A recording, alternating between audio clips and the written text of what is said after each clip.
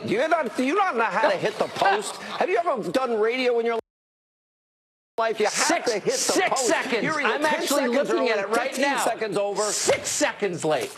Good thing we actually follow each other so it doesn't mess up the reruns. Just saying. By the way, I've given you many, many seconds over the years. I'm just taking a few back. All right, Tucker. Good to see you. Great show. Welcome to Hannity. Incredible breaking news night all over the place. The corrupt anti-Trump FBI agent Peter Strzok has finally been fired. The damage is done. A politically motivated Clinton exoneration, a partisan witch hunt against the president, the weaponization of the FISA court system against the Trump campaign and the incoming president. And tonight we are still asking, where are the criminal referrals? The president's attorney, Rudy Giuliani, will join us tonight. And meanwhile, your corrupt mainstream media has a brand new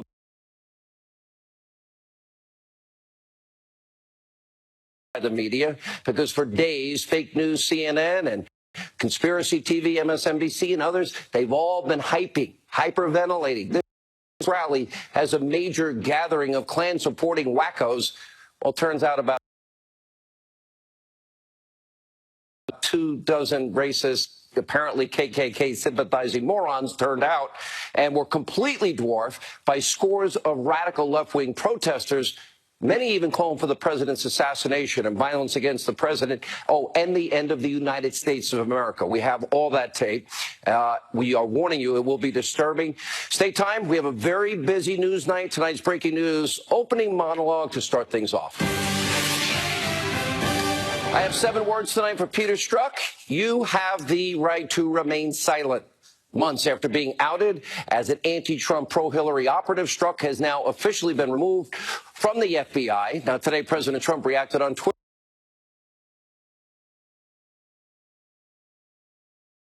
Bureau's Office of Professional Responsibility, they only recommended only a demotion and temporary suspension. That's a problem.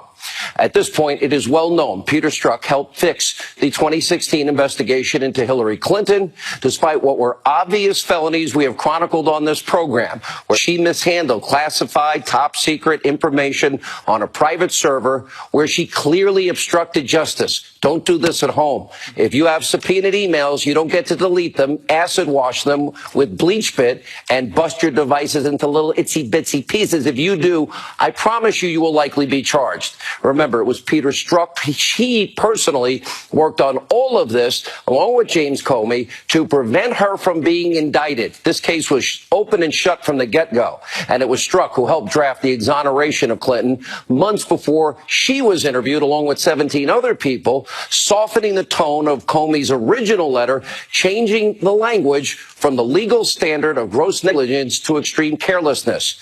And it was Strzok who actually led the interview of Clinton himself before she was officially cleared only 3 days later. The president tweeted, quote, just fired Agent Strzok, formerly of the FBI, was in charge of the crooked Hillary Clinton sham investigation. It was a total fraud on the American public and should be properly redone. Now, of course, Peter Strzok's corrupt actions didn't end with Hillary Clinton. He was also at the very center of the FBI's initial witch hunt into so-called Trump-Russia collusion. He's the one that texted his FBI mistress, Lisa Page, on his FBI phone that he would, quote, stop Trump from becoming president. And it was Strzok that texted that the investigation was like a, quote, insurance policy in the unlikely event that Trump actually won the election. Among hundreds of anti-Trump texts, it was Peter Strzok who called Donald Trump an idiot, abysmal, among other things. He's the one that said that Hillary should win 100 million to 0.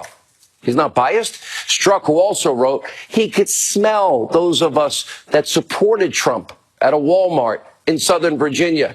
We're probably bitterly clinging to our God, guns, Bible, and religion. Oh, we're the irredeemable deplorables that apparently smell. And in June, remember, the Office of Inspector General reported Strzok's actions were, quote, not only indicative of a biased state of mind that he had, but even more seriously, it implies a willingness to take official action to impact the presidential candidate's electoral prospects. Yeah, what we've been saying. Now, despite all of this, a very smug Peter Strzok testified on Capitol Hill, really, that he wasn't biased at all. That's a joke, but take a look yourself. Let me be clear, unequivocally and under oath. Not once in my 26 years of defending our nation did my personal opinions impact any official action I took. There's simply no evidence of bias in my professional actions. I'm stating to you it is not my understanding that he kicked me off because of any bias, that it was done based on the appearance. If you want to represent what you said accurately, I'm happy to answer that question, but I don't appreciate what was originally said being changed. I don't give a damn what you appreciate, Agent Strzok. You texted Ms. Page, quote, just went to a Southern Virginia Walmart. I could smell the Trump support. And smell is in capital letters, all capital letters. What does Trump support smell like, Mr. Strzok? Sir, that's an expression of speech. I clearly wasn't smelling one thing or the other. Really? Now, only hours ago, House Oversight Committee Chairman Trey Gowdy reacted to Strzok getting canned and said that another deep state official would soon be called in for testimony. We are slowly but surely unpeeling the onion and getting to the bottom of all of this. Let's take a look. We're going to interview him on August the 28th. I am going to come back to Washington.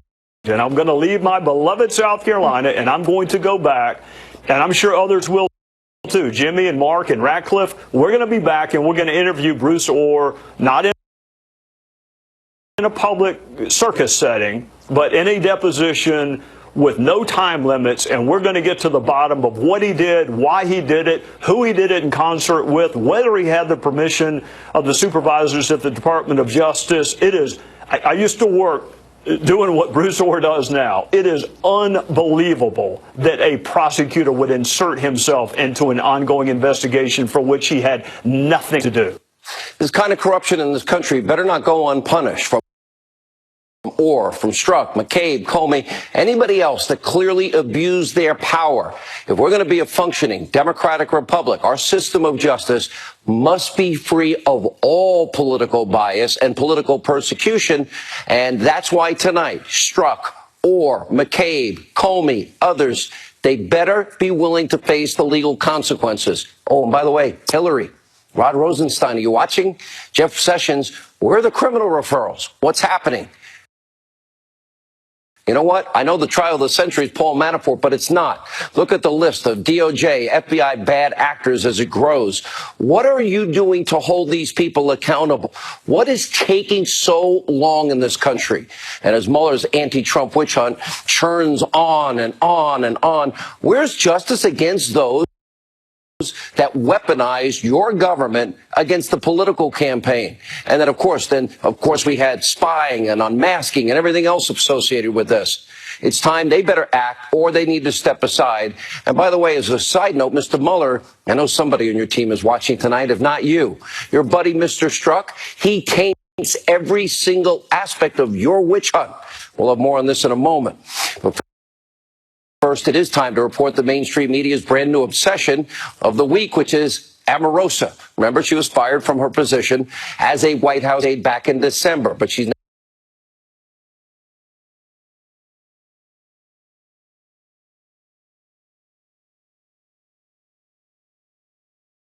that, Trump is racist and everything else she said, and says that things that Omarosa is now saying are also not true, and disputing things that she says in her interviews. Pollster Frank Luntz, who will join us in a moment, he called Omarosa's claim that he heard Trump use a racial slur flat out false. Big question tonight. How does a publisher in this day and age of lawsuits, how do they not fact check any of these claims? How does any self-respecting publisher allow this to go to print? Why didn't they bring in the lawyers? Now, even the New York Times, remember they did a profile, yours truly, with that very handsome, well thought out picture of me? Now, I didn't agree with every angle or every point in the article or this hideous, despicable picture of me, even though they had 1,000 other choices to choose from. But on things like this, even the New York Times, I'm not a fan of, they would fact check twice, facts, not necessarily the commentary. So they did their job. Where's the publisher here? And remember, it was only a few months ago before that she was fired. Omarosa had nothing but praise for the president. Watch this.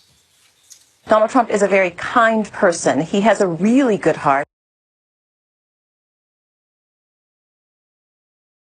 I spent time with him and his children and his family, and you can look at his family and secret recordings of Chief of Staff John Kelly and the general inside the Situation Room. She also released a phone call between her and President Trump that allegedly took place shortly after she was fired. The question I have tonight, I know the rest of the media won't even ask, how is it possible for someone to get a phone in the Situation Room? How is it legal to secretly record the President of the United States of America? Now, frankly, this shouldn't happen to a Republican, a Democrat, Obama, Bush, Trump. It's completely insane. Now, not only does this exemplify poor character, but it should also be illegal. And by the way, there should be consequences for those that do such things. But despite all of the very serious flaws and what is now all these claims in the book, the media is now turning and running wall to wall with any coverage, all Omarosa, all the time. According to Newsbusters, the network literally dedicated a whopping 93 minutes of coverage for this former Trump aide. Here's a small sampling of the coverage that just passed the last 2 days. Take a look. The back and forth between Omarosa and President Trump seems to be getting heated. Former White House staffer Omarosa Manigault Newman is out with another secret recording. Omarosa Manigault Newman. Omarosa Manigault Newman making explosive claims against her former employer. Omarosa was hired by Donald Trump multiple times. I mean, wherever she goes, Omarosa has a reality show following. Well, Omarosa made some serious accusations. Omarosa was brought in, by Donald Trump's own words. Fired White House staffer Omarosa Manigault Newman. We've seen the White House take steps over the past few days to discredit Omarosa. The Omarosa offensive. The Omarosa tapes. Yeah, more evidence of Trump derangement syndrome at its best. And while the media is salivating at the mouth over the Omarosa story, they also made up time to hype up this weekend's rally that took place in Washington, D.C. They said hordes and hordes and hordes of racist white nationalists were expected to attend. In reality, you have 24 racist, disgusting, ignorant racist morons that actually showed up. In fact, the counter-protest was filled with Antifa and other far-left demonstrators. It was far larger. The media called them anti-Trump protesters. They celebrated their righteous presence at the rally. But in reality, we have found many were not anti-Trump protesters or anti-hate protesters. They were anti-Trump. Some called for the end of borders, the end of the United States of America. And no, I'm not making this up. Take a look.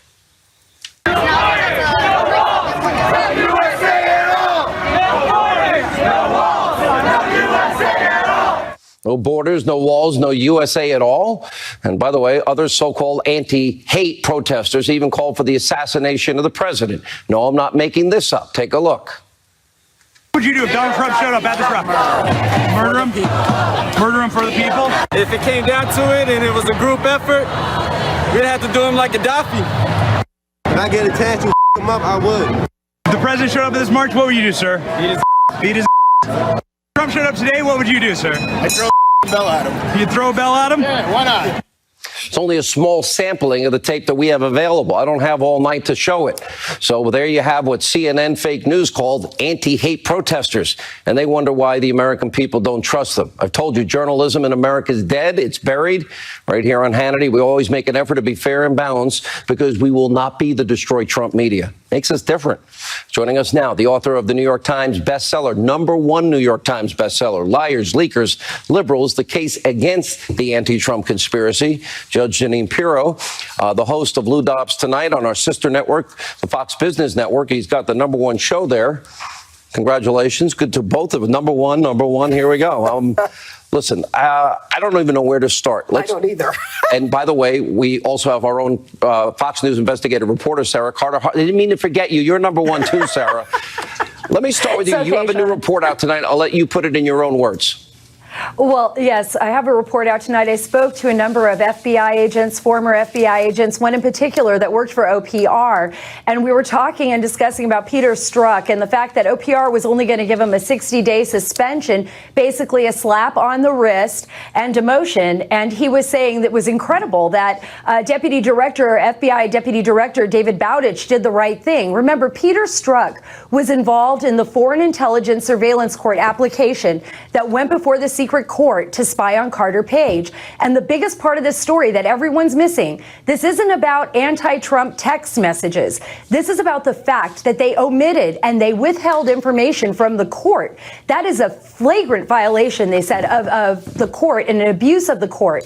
And this is probably the real reason why Peter Strzok was dismissed. You know, there's a lot of questions that are going to be coming out, particularly with Bruce Orr and his deposition. If he chooses not to turn up for the deposition on August 28th with Congress, he will be subpoenaed. But there are a lot of questions they're going to have for Bruce Orr about Peter Strzok and why so much information was withheld from the Fisk court. And I think that's where this is going, Sean. That is going to be one of the biggest stories, because withholding information is a violation that the Fisk court just can't withstand. And that's the FISA court, for those who don't, FISA court applications, Fisk or FISA, two separate things, but the same thing. Let me go to the legality of this, Judge, and more importantly, how this would impact. He taints every single thing that supposedly Robert Mueller is looking into. Exactly, and I talked about it in my open this week.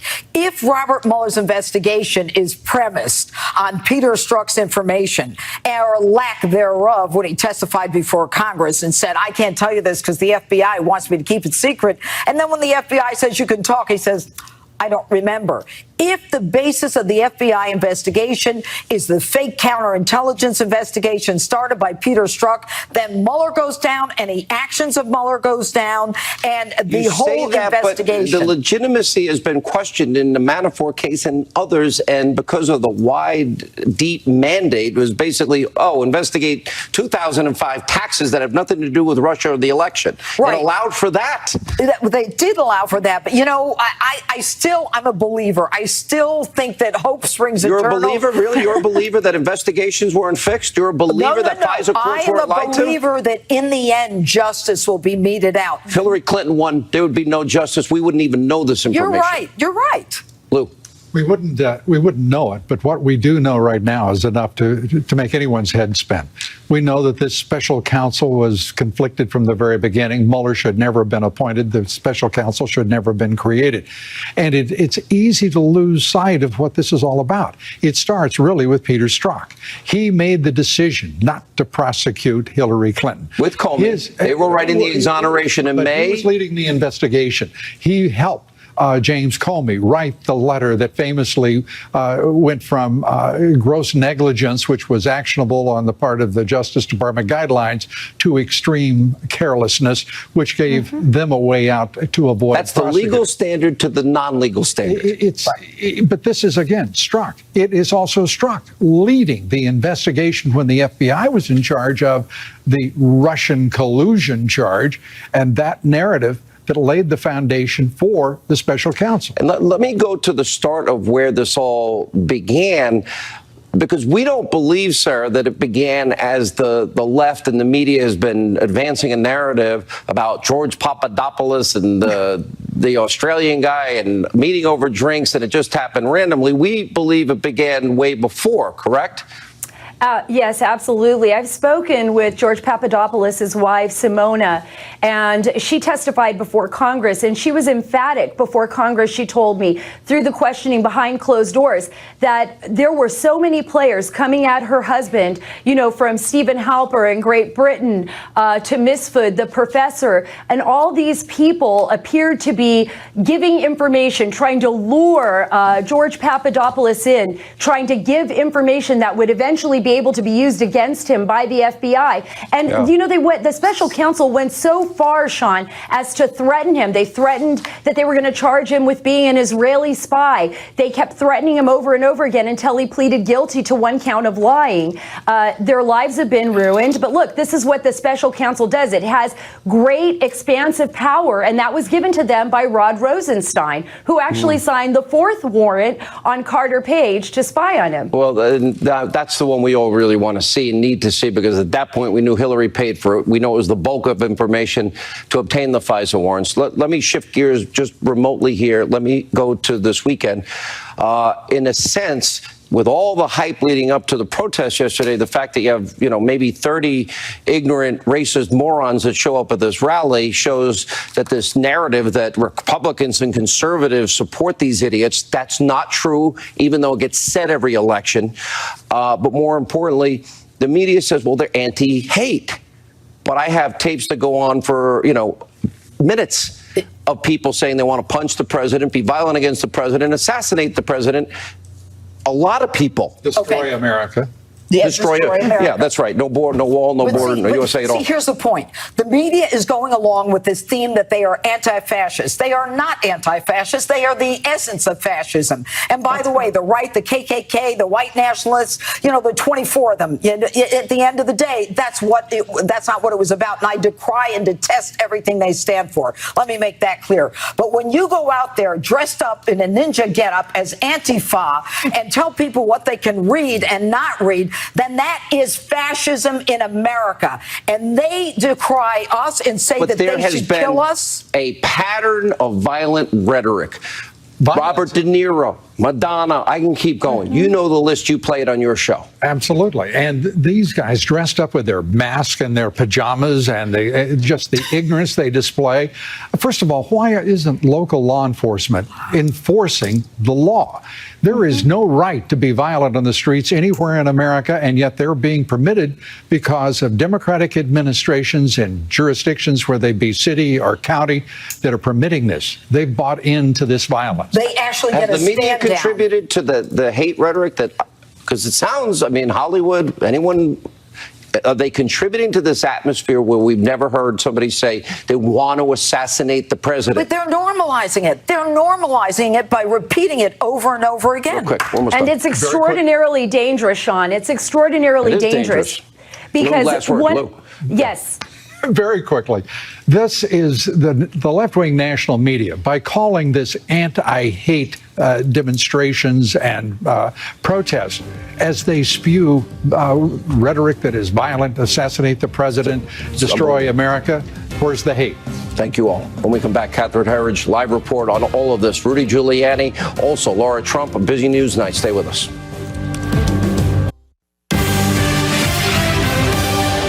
The prosecution rests in the Manafort case, and Strzok is fired. With the very latest is our own Fox News chief intelligence correspondent, Catherine Herridge. Busy day today, Catherine. Well, that's right, Sean, and good evening. The FBI is not commenting on Strzok's termination tonight, which frankly is standard because the Bureau doesn't publicly discuss personnel matters. What's important is that Strzok is now at least the sixth senior official to be fired, demoted, or to leave government service altogether since the scandal broke last year. In a lengthy statement, Strzok's lawyer said the FBI's deputy director overruled the Bureau's disciplinary review that recommended a 60-day suspension and demotion, implying that the decision was political. Strzok, who dodged Fox's questions last month, recently testified under oath that his politics never infected his work. Like many people, I had and expressed personal political opinions during an extraordinary presidential election. But let me be clear, unequivocally and under oath, not once in my 26 years of defending our nation did my personal opinions impact any official action I took.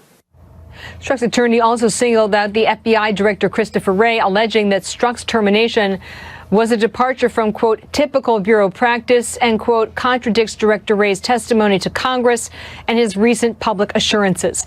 Director Wray recently responded to questions about Strzok and others.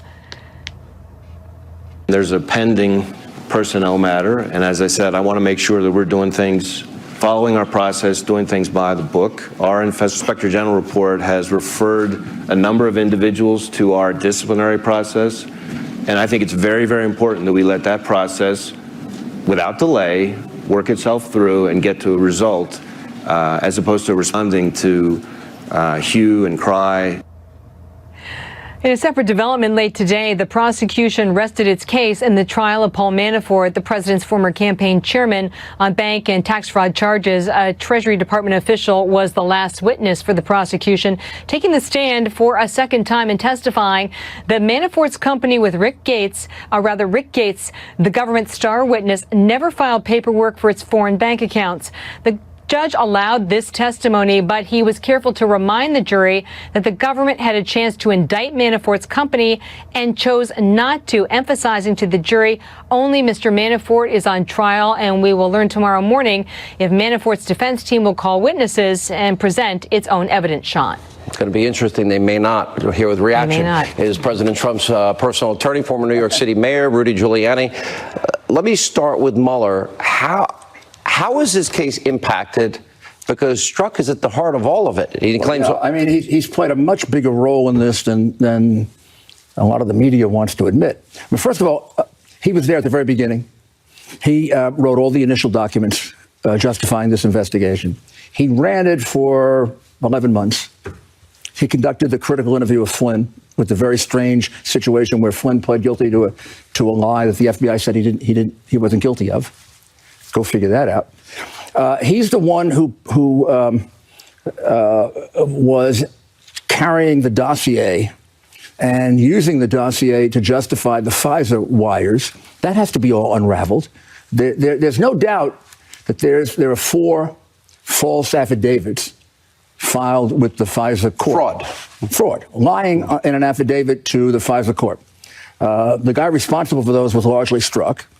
He gathered the evidence, non-evidence. The dossier is absurd. It's a political document bought and paid totally for. ridiculous. It Russian document. It says provably false things, like Cohen was in Prague. He wasn't in Prague. It says that there were real estate deals with the Russians. There were no real estate deals with the Russians. It has Trump. The hookers in the bed was my. Yeah. He was with. I mean, they have evidence he was with hookers in a bed. Debunked. Yeah, debunked. Completely debunked. Got the dates all wrong. It's a cut and paste job by a down and out ex.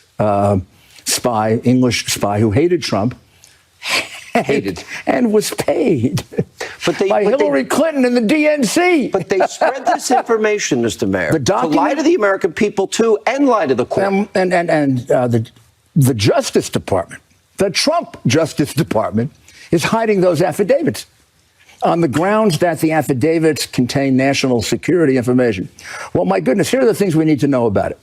Was the fact that Hillary Clinton and the DNC, the people who paid for this, was that pointed out to the judge?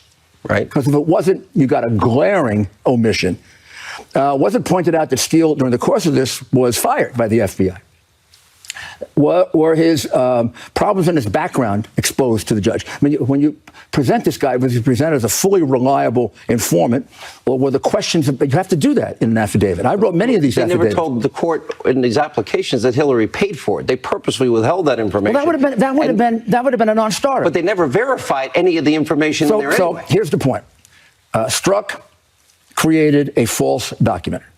When we say, is there any evidence that his bias led to action that he took against Trump? Yeah. He perjured himself in an affidavit in order to start his insurance policy investigation. They were hoping they could do something with that before the election. But they ran into the same problem Mueller runs into. President didn't do anything wrong. They couldn't find any evidence. They struck out. On a couple of days before he was inaugurated, they had to proclaim there was no evidence of collusion, which is not a crime anyway. Is there any update since you were on with us last, and that is that you responded to Mueller in terms of any potential that there'll be a discussion with the president? No, they think they have all the time in the world, I guess. I don't know. They haven't responded. Said it should be over by September. Well, I think that we are running into a real big problem for them. If they try to drag this thing much into September, you've got a very clear violation of the Justice Department policy not to interfere with elections. Comey was just excoriated for that by Horowitz. It'll just be another list of their irregularities, their unethical performance, their unwillingness to follow sensible rules. They could have done this. We could have concluded this interview thing 2 months ago and decided yes or no on it. And their report could be done by now. It looks like they're slowing down. You know, they're running out the clock. The media would look at the 2005 tax case that has nothing to do with Russia, nothing to do with the campaign, nothing to do with the president. Manafort tax case from 2005 is the trial of the century. Okay, that case. Well, that's really how they're portraying it. But more seriously, when we talk about Strzok and Comey and McCabe and Page and all these other people in the FBI and the DOJ at the highest levels, do you see crimes? Oh, absolutely. I just told you one. The perjury on the affidavit. I was telling you about Hillary crimes a year before Comey outlined them all. I'm pretty good at picking out crimes. How did she get off scot-free in all this? She got off because it was a fixed investigation, a totally phony fixed investigation. Can she still be indicted? Run by Peter Strzok, who then turns around. The dossier is obtained on the day that they dropped the case against Trump, against Hillary. So that case gets dropped, and they have to even up the score the next day and go after Trump the next day. Now, the reality is, I'm going to tell you, and we don't have the time to go into it, we can do it later. I'm going to tell you who orchestrated, was the quarterback for all this. It isn't just Strzok. He's a bit of a puppet. Then there's Mueller. He's a puppet. People working for him some of them are really... I have a funny feel you're about to drop a bomb on me. Go ahead. The guy running it is Brennan. And he should be in front of a grand jury. Is Brennan. Former CIA director. Brennan took an affidavit, a dossier, that if, unless he's the biggest idiot intelligence agent that ever existed, although he never really did much intelligence work, it's false. You can look at it and laugh at it. He peddled it to Harry Reid. Media. That led to the request for the investigation. So he takes a false affidavit, a false dossier. He gets the senators involved, and a couple of Republican senators, and they demand an investigation, a totally phony investigation. Now, why can't we get an investigation when there are clear facts showing possible violations of the law? Why can't we? Even in the order appointing Mueller, which is completely illegitimate, they don't point out any crime. You have to point out a crime under the independent counsel regulations. They don't point it out. We have lots of crimes, and we can't get Sessions to move and appoint an independent counsel. He's recused from it. He's recused from everything. And Rosenstein is too much involved in it, and they're possible witnesses. By the way, Rosenstein signed the last FISA warrant. Well, that's why he's a possible witness and possible anything else. Mr. Mayor, great to see you. Thank you, sir. Appreciate it. Independent counsel to investigate the investigators.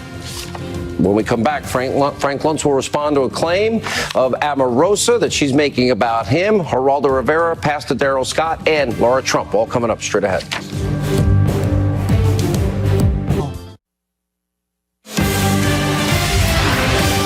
All right, former Trump aide Omarosa is now making controversial claims in her new book. Many of her claims are coming under huge fire, including by pollster Frank Luntz. He tweeted, quote, "I'm in Omarosa's book, page 149. She claims to have heard from someone who heard from me that I heard Trump use the N-word. Not only is this flat out false, I never heard such a thing. Omarosa didn't even make an effort to call or email me to verify shoddy work." Frank Luntz is with us now. Also with us, the author of The Geraldo Show, Fox News correspondent at large, Geraldo Rivera, pastor of the New Spirit Revival Center, CEO of the National Diversity Coalition for the President, Darrell Scott. Frank, not only did you make those comments, I called Sean Spicer before the show tonight. I called Katrina Pearson before the show tonight. They both make the same claims as you do, and I'm shocked that the publisher didn't fact check anything, apparently. No, as a writer, I hold the writer responsible. I've done 3 books, and if I get something wrong, even a spelling error, that's my job to fix it. There's no accountability. And I'm going to acknowledge something here. I've never liked the term fake news. I believe that very often it's biased or one-sided. No, it's but fake. I don't think it's made up. This book is made up. And there's no reason, and after tonight, we should not spend any time talking about it because, quite frankly, there's no value in it. And this is one of the reasons why Donald Trump has a favorability rating that he does, despite the criticisms of the media.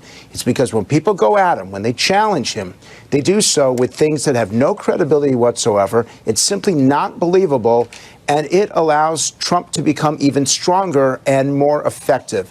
It's part of why the media has gotten it wrong, and it's part of a wake-up call. Stop lying, start telling the truth, give the American people what they deserve, the facts, and nothing but the facts.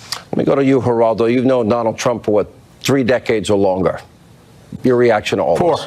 4 decades. You're much older than I am. Well, you and I were out Thursday night with Bo Dietl. That's the kind of relationship I had with the president back in the day. There were plenty of times in public and in private where guys are guys and people are, saying this and that. He never, ever uttered any word or phrase that could be remotely considered racist or racial. It is an absolute canard. It is a lie. And for her to secretly tape the White House chief of staff and other aides and the president of the United States, even in the secure situation room, it goes beyond what Frank, I think, accurately describes as a shoddy piece, as a piece of fiction. It is something that imperils the national security. And it is, to me, interesting that Omarosa, the most reviled public figure in reality TV history, suddenly became the darling of so many in the media. Why? Because she was attacking the president of the United States, Sean. You know, Pastor, I became fond of Omarosa. I saw somebody beyond the reality TV show that I think the president saw. And then I talked to, I've known Frank for decades. I've known Sean Spicer for such a long time, Katrina Pearson, I've known you. And when they say that it wasn't even fact-checked, I'm pretty shocked at the publisher, to be honest, that they would allow it. Yeah, I am too. You know, I met Omarosa through President Trump, and we became friends. I'm surprised she's went scorched earth, and all of the conversations her and I have had as two African Americans on the campaign trail, along with, you know, Katrina Pearson, Lynn Patton, Diamond and Silk, and a few others.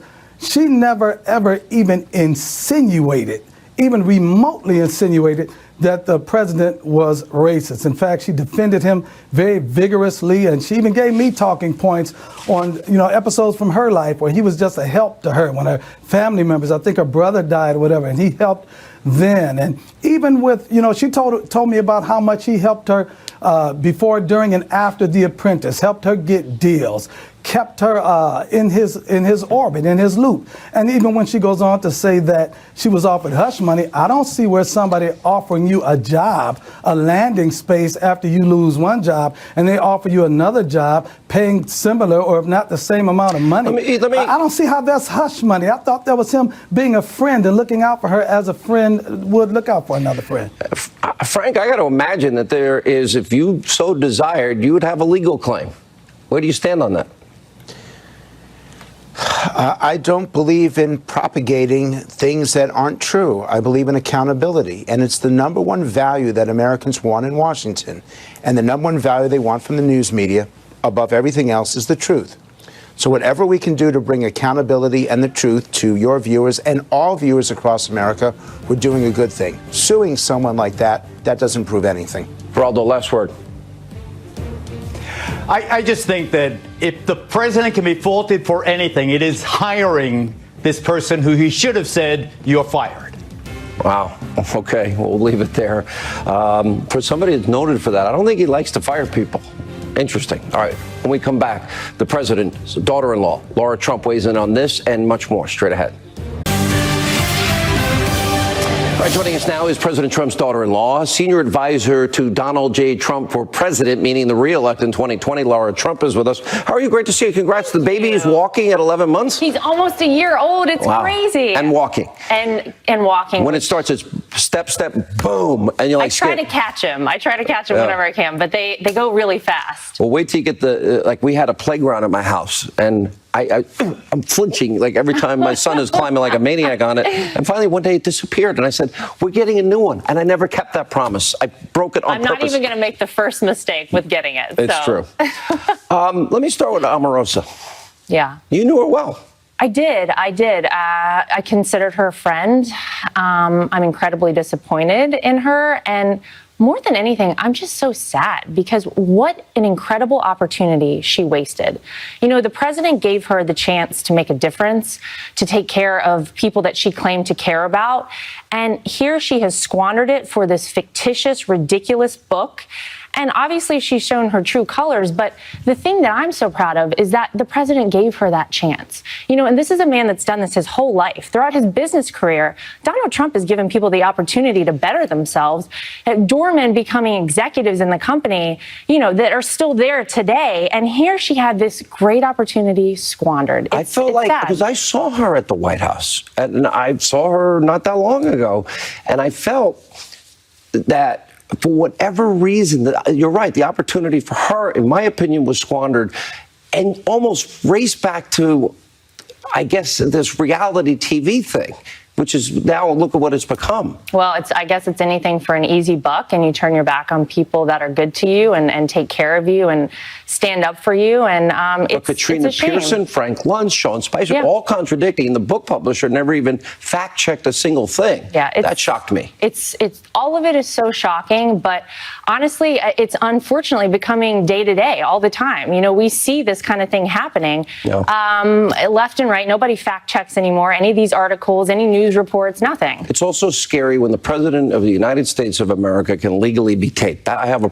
huge problem with that. I have a problem with anybody taping anything in the Situation Room. How those things are not illegal or even allowed, or we don't have the means to stop it, bothers me. You know what? I wish Omarosa good luck, because I think she's going to need a lot of it. All right. Let me go to, you're working on the 2020 campaign. Yeah. You're in charge of it all. We got a 2018 campaign in 85 days from today. To me, it's the most important midterm. Nancy Pelosi wants to impeach, get her crumbs back, open borders, because she wants the crumbs, and keep Obamacare and stop the investigations into the biggest abuse of power. That's a problem for me. Well, what I always say to people is if you are happy with what you've seen happen in this country since Donald Trump took office, if you are happy with the tax cuts that this country has received, which were a lot more than crumbs, Sean, as we all know, if you're happy with the fact that we're safer as a country, that GDP is at 4.1%, that people have the lowest unemployment in many respects that they've ever had in the history of this country, then the most important thing that people can do is get out and vote in the midterm elections. It's almost as important, if not more important, than electing Donald Trump president, because we have to keep this going. It really, for the Democrats, I don't see a positive thing. It's about they hate this president. You've dealt with it. Your whole family's dealt with it. Yeah, I mean, it's really sad. It's a shame. But what you see is that they have no platform. They have no leader, no message. Now they have socialists that are championing their party. Poll today, most Democrats believe in socialism. It's really scary. And I think people in this country are going to pay attention. They're paying attention to people like Maxine Waters, who is absolutely insane and really giving the Democrats a bad name. And I think they're going to vote Republican come November. Laura, great to see you. Congrats. The baby's walking in 11 months. You have a lot of days ahead of you. Yeah. All right, good to see you. Thanks. When we come back, a truly humbling, famous actor at a show awards, what he has to say that he loves God. Hollywood? That's next.